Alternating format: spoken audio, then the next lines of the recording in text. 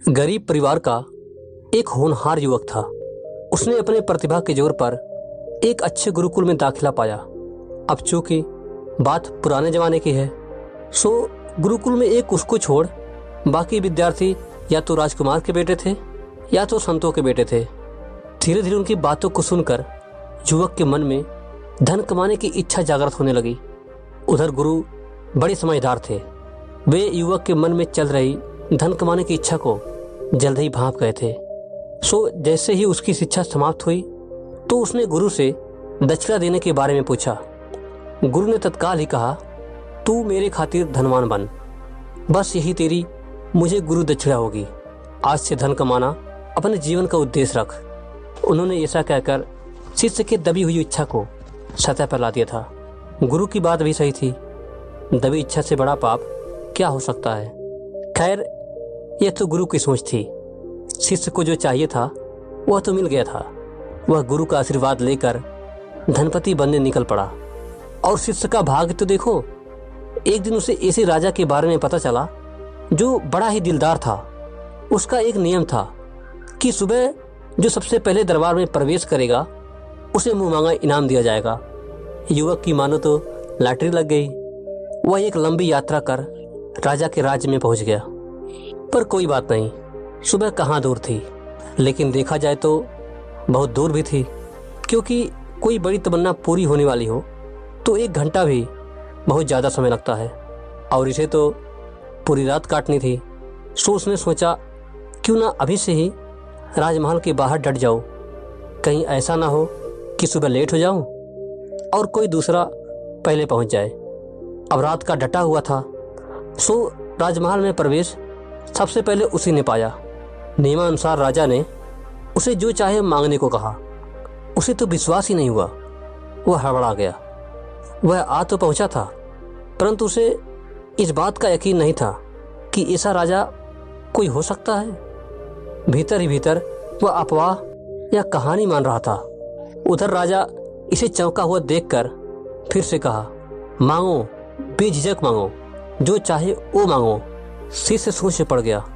गरीब था, मन में यही सोच रहा था कि क्या मांगो। फिर सोचा, चलो 1000 स्वर्ण मुद्राएं मांग लेता हूँ। फिर सोचा, जब मांगना ही है तो 1000 क्यों, 1,00,000 स्वर्ण मुद्राएं मांग लेता हूँ। और फिर उसने उड़ान भरना शुरू कर दिया। उसने सोचा, जब मांगना ही है तो क्यों ना राजपाट ही मांग लो। बस यह बात उसको जच गई और उसने पूरा राजपाट मांग लिया। उधर राजा भी कमाल था। यह सुनते ही खुश हो गया और उसी खुशी में बोला भी, आहो, अब जाके जान छूटी। अब शिष्य भी पक्के गुरु के यहाँ पड़ा था। तुरंत होश में आ गया, जरूर राजपाट में कुछ ऐसा छिपा हुआ है। जो राजा ऐसा कह रहा है तो मुझे तो उसके अनुभव पर भरोसा करना ही चाहिए। उसकी जान छुड़ाने में मैं क्यों इस अनजान में डुबकी लगाऊं। बस उसने तुरंत ही राजा से क्षमा मांगी और भाग खड़ा हुआ।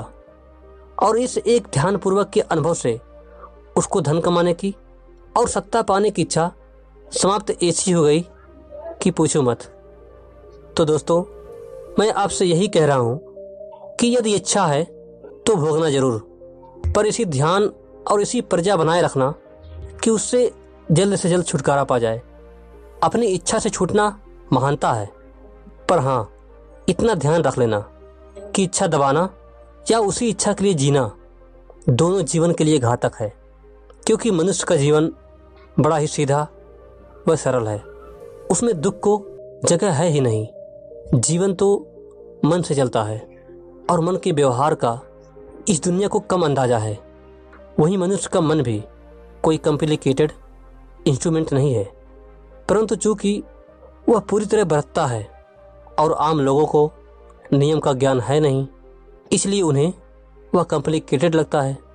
बाकी तो जो नियम बरत रहा है उसके नियम जान लो, सारे कॉम्प्लिकेटेड तुरंत ही समाप्त हो जाएंगे। और वर्तमान में मन का यह सीधा नियम समझ लो कि एक बार मन ने जिस चीज़ की इच्छा पकड़ ली, उसे भोगे बगैर और भोग कर उसकी व्यर्थता को जाने बगैर उस वस्तु से उसका छुटकारा नहीं। फिर भले ही भोग कर मानसिक तौर पर उसकी व्यर्थता को तुरंत समझ ले, परंतु उसे पकड़ी इच्छा से छूटने हेतु पल भर तो पल भर ही सही अपने मन में जागी इच्छा को भोगना तो पड़ेगा ही। अब यह तो सीधा और साफ सत्य है, परंतु इसके बावजूद यहाँ हर कोई बिना भोगे छोड़ने के चक्कर में पड़ा हुआ है, और जितना ही छोड़ने का प्रयास कर रहा है उसकी इच्छा उतनी तीव्र होती जा रही है। यही कारण है कि पकड़ी कोई इच्छा हजार दुख देने के बाद भी मनुष्य से छूट नहीं रही है। लेकिन अगर आप समझदार हैं तो बिना भोगे छोड़ने के चक्कर में मत पड़ें, और भोगते वक्त यह याद रखें कि मैं वादा करता हूँ कि इसे भोगने के बाद मैं इसे छोड़ने का पूर्ण प्रयास करूँगा। और भोगते वक्त होश बनाए रखें, मैं वादा करता हूँ कि जीवन की तमाम व्यर्थताओं से आपका जल्द ही छुटकारा हो जाएगा। और किसी इच्छा को भोगते रहो भोगते रहो भोगते रहो के चक्कर में मत पड़ना, वरना पूरा जीवन उसी इच्छा और रट लगाने में बीत जाएगा, और मृत्यु भी उस इच्छा के और मानसिक दशा में ही आएगी। अतः इच्छा जगी है तो भोगो जरूर। हाँ, ध्यान उससे जान छुड़ाने पर भी बनाए रखो, फिर से कोई बांसुरी ना बजने लगे।